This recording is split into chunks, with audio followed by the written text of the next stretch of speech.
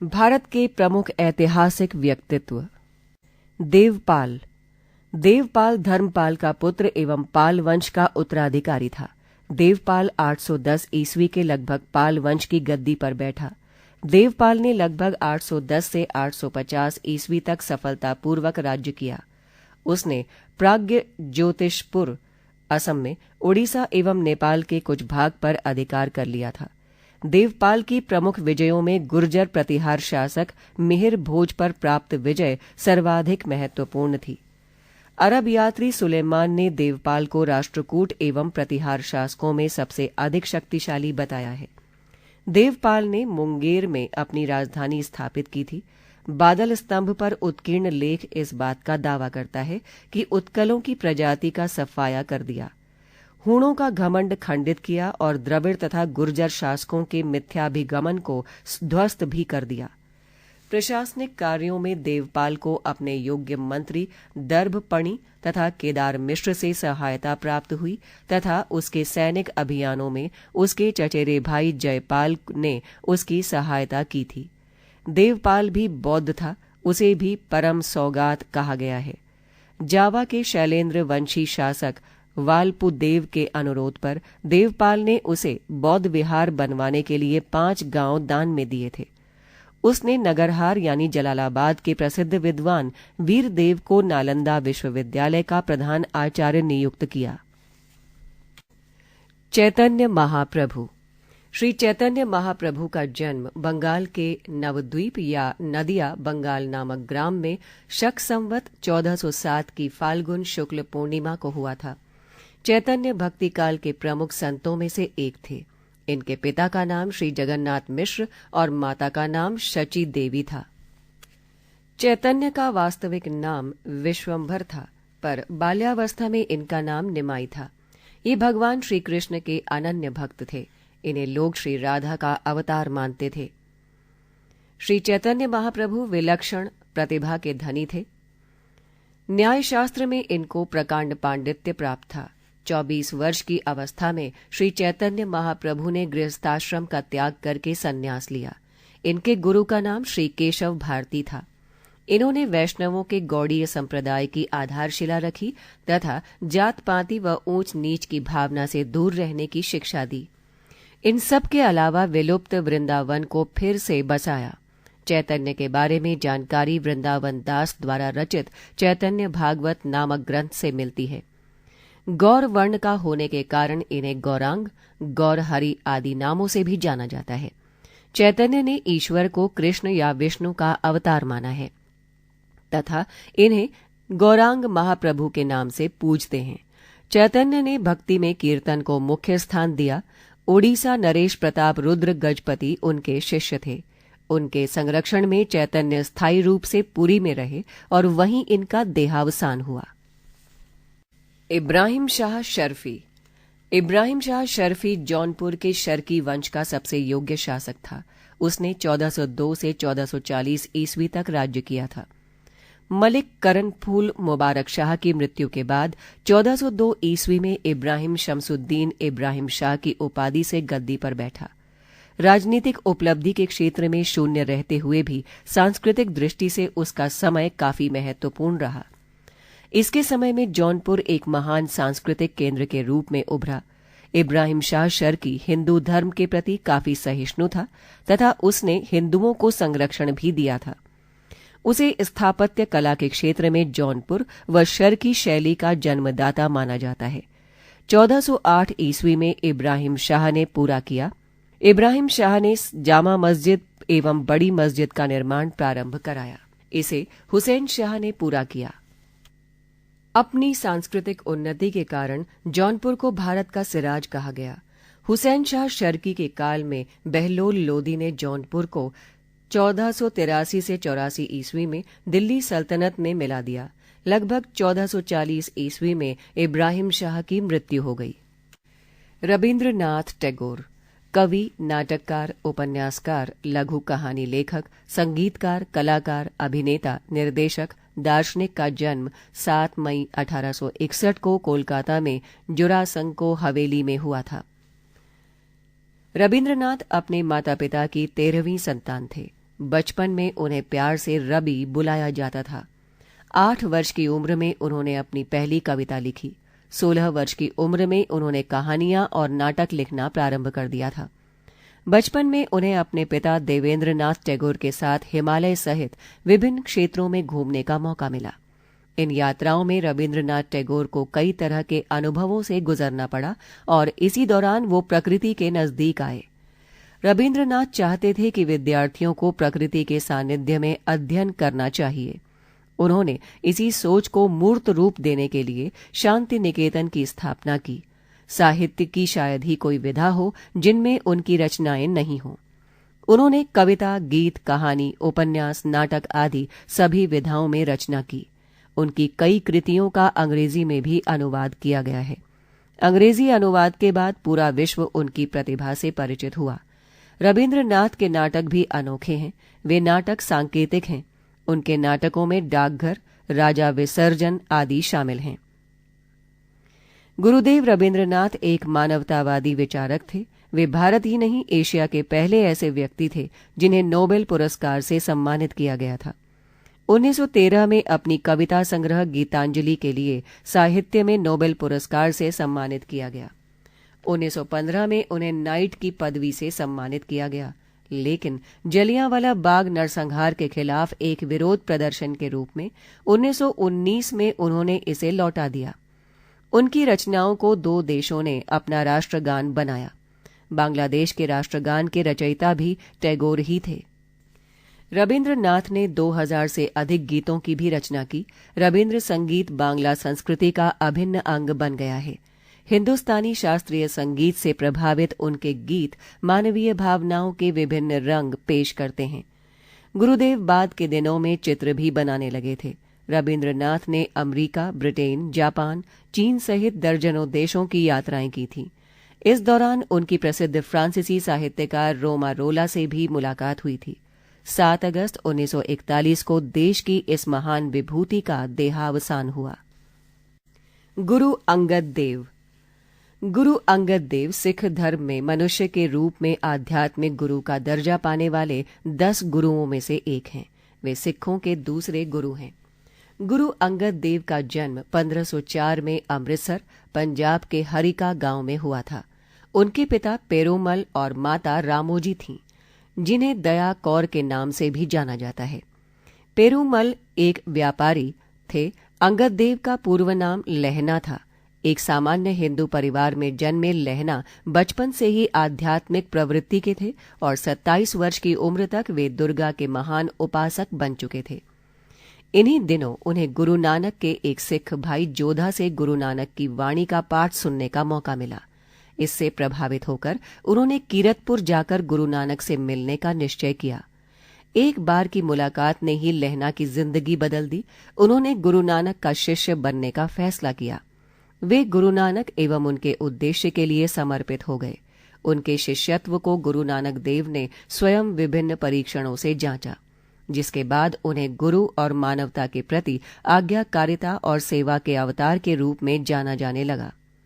निधन से पहले गुरु नानक देव ने लहना का नाम बदलकर अंगद यानी अंग या खुद के शरीर का अंग रखा और उन्हें 13 जून 1539 को अपने उत्तराधिकारी के रूप में स्थापित किया। उन्होंने अपने स्वयं के आचरण के माध्यम से मानवता के लिए निष्काम सेवा, गुरु के प्रति पूर्ण समर्पण और ईश्वर की इच्छा को प्रदर्शित किया।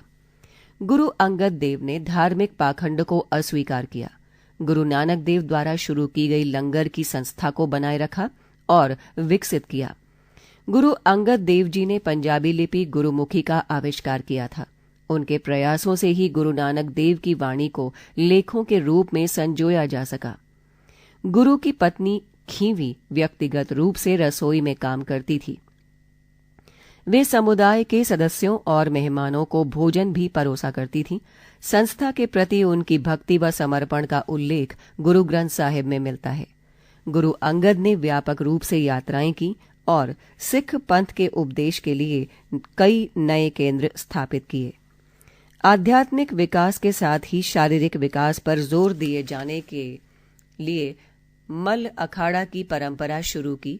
गुरु नानक की परंपरा का निर्वाह करते हुए 1552 में गुरु अंगद देव ने परिनिर्वाण से पहले गुरु अमरदास को सिखों के तीसरे गुरु के रूप में नामित किया। पृष्ठ 72। मुरारजी देसाई। स्वतंत्रता सेनानी मुरारजी देसाई आजाद भारत के चौथे प्रधानमंत्री थे। देसाई 81 वर्ष की उम्र में प्रधानमंत्री बने और 1977 से 1979 तक वो इस पद पर रहे। वो देश के पहले ऐसे प्रधानमंत्री थे जो भारतीय राष्ट्रीय कांग्रेस के अलावा अन्य दल से थे। वो पहले कांग्रेस में थे, लेकिन बाद में उन्होंने पार्टी छोड़ दी। हालांकि वो प्रधानमंत्री के रूप में अपना कार्यकाल पूरा नहीं कर पाए। चौधरी चरण सिंह से मतभेदों के कारण उन्हें प्रधानमंत्री पद छोड़ना पड़ा था।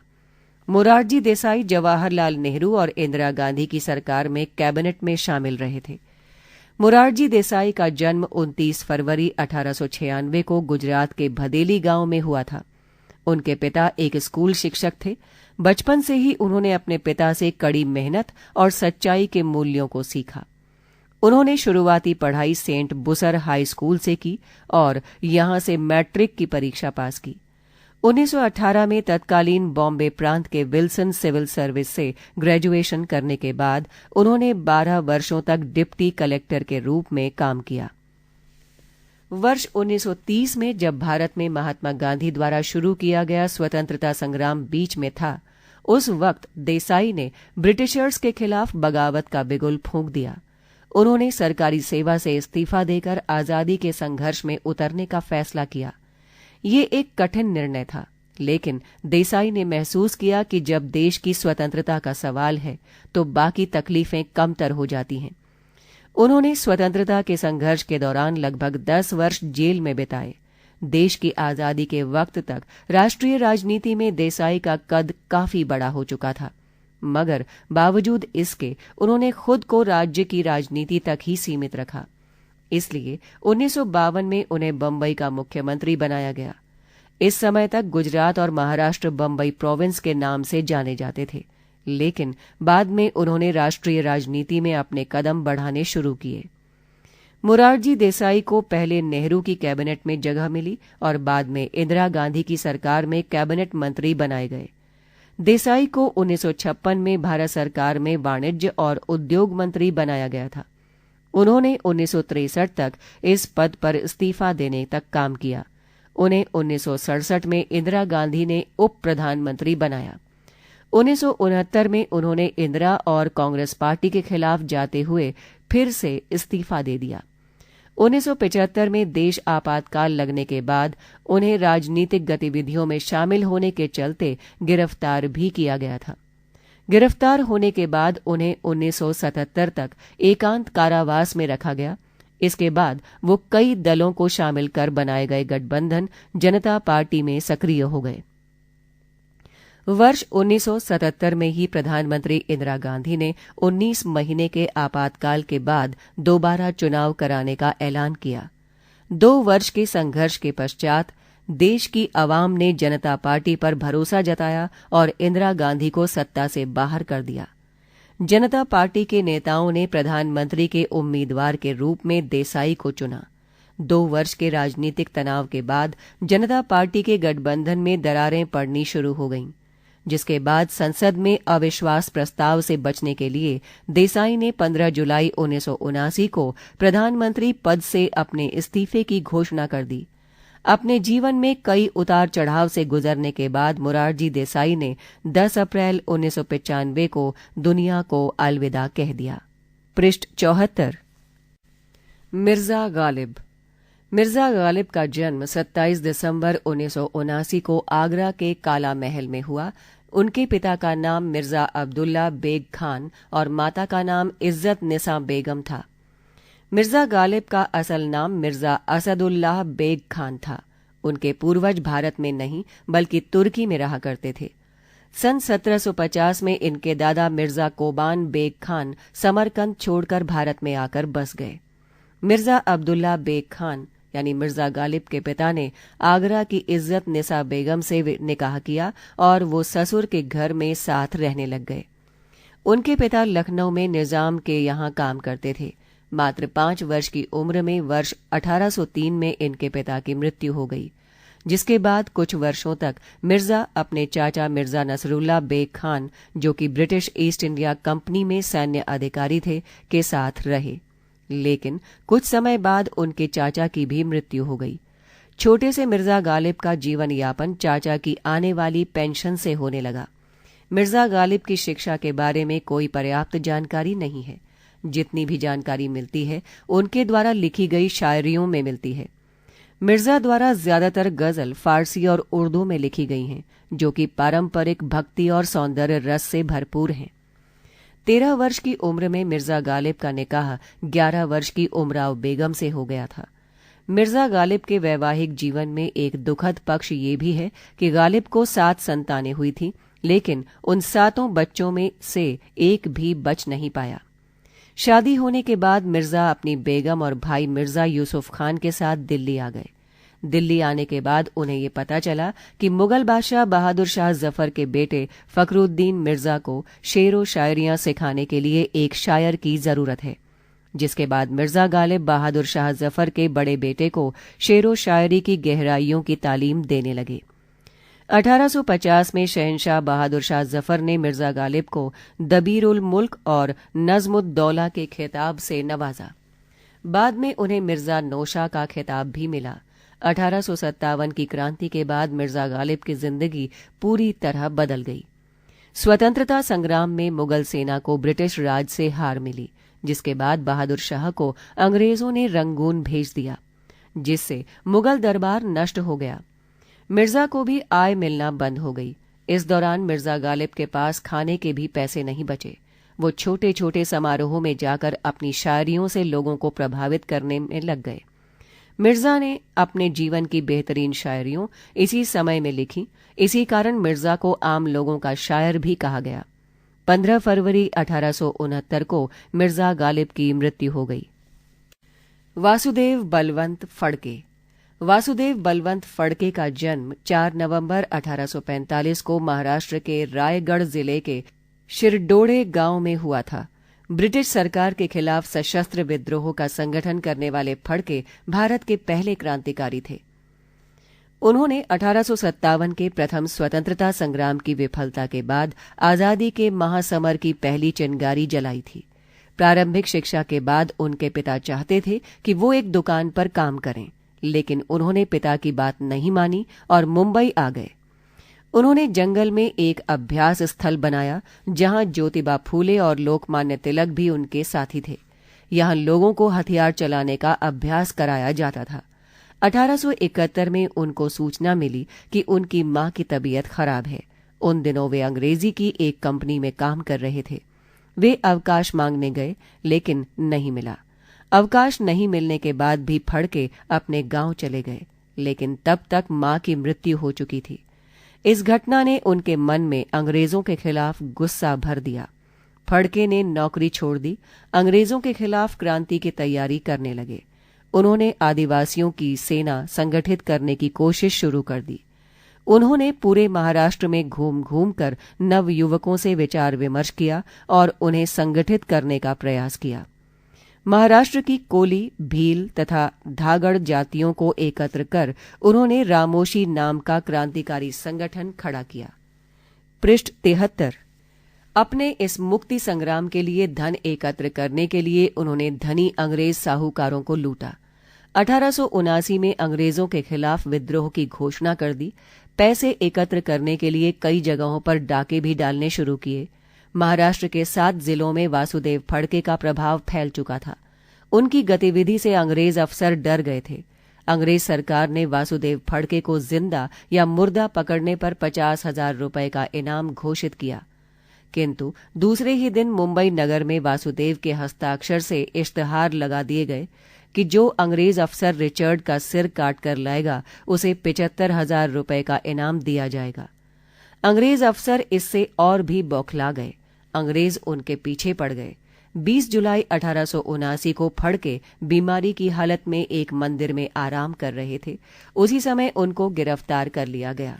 उनके खिलाफ राजद्रोह का मुकदमा चलाया गया और काला पानी की सजा देकर अंडमान भेज दिया गया। 17 फरवरी 1883 को कालापानी की सजा काटते हुए जेल के अंदर ही देश का वीर सपूत शहीद हो गया।